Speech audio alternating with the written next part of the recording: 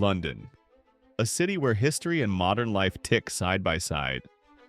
And right in the heart of it stands one of the most recognizable landmarks in the world, Big Ben. You've seen it in movies, on postcards, and maybe even on your favorite souvenir mug. But how much do you really know about this legendary clock tower? Let's take a few-minute trip through time and find out that the story of Big Ben starts back in 1859, during the reign of Queen Victoria. The clock tower was built as part of the new Palace of Westminster, after the old one was destroyed by fire in 1834. The man behind the design was Augustus Pugin, a master of Gothic Revival architecture. And Big Ben was actually his last completed project before he passed away. Now here's something most people get wrong.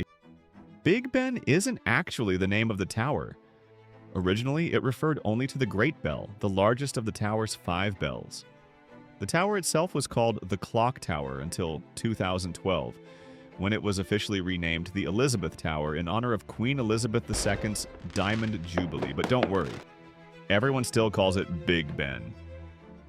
Big Ben is called Big Ben because the name refers to the Great Bell inside the Elizabeth Tower.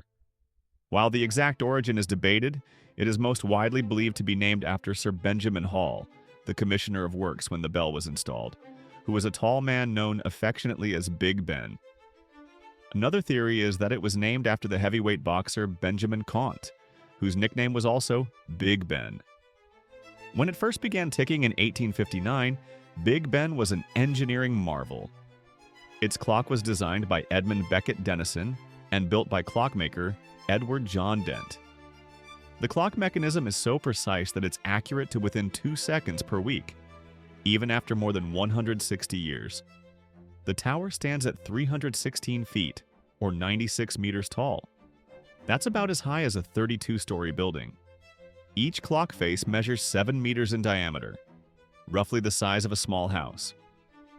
The minute hand alone weighs about 100 kilograms, and the hour hand, a light 300 kilograms. And just in case you were wondering, why not the Great Bell, Big Ben itself, weighs 13.5 tons and strikes the note of E. Big Ben has witnessed more than a century and a half of British history, from royal celebrations to wartime struggles. During World War II, German bombs damaged the roof and destroyed the House of Commons chamber nearby. But the clock kept ticking.